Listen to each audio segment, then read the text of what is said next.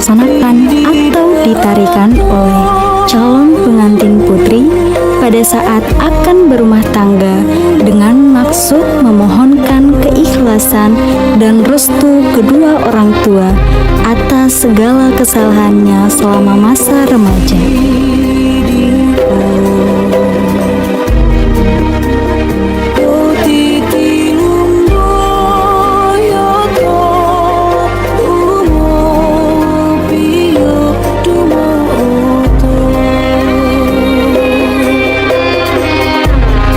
Tari ini diperagakan oleh calon pengantin putri di Yiladia atau istana atau pelaminan, serangkaian dengan pelaksanaan upacara adat perkawinan.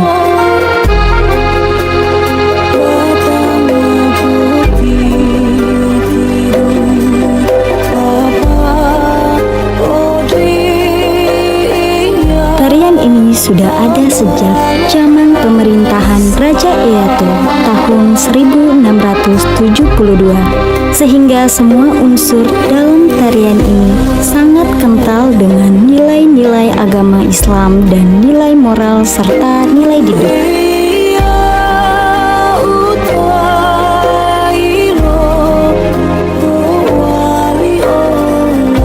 Tari Tidi Da'a yang merupakan salah satu jenis tari Tidi ini tercipta tahun 1960.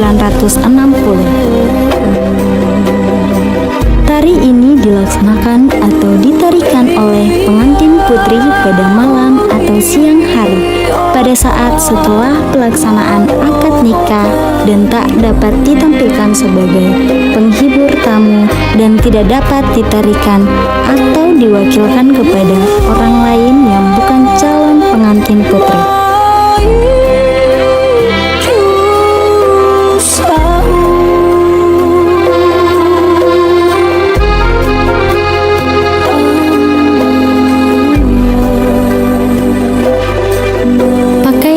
Digunakan oleh penari Tidi Da'a adalah pakaian kebesaran daerah Gorontalo, Bili.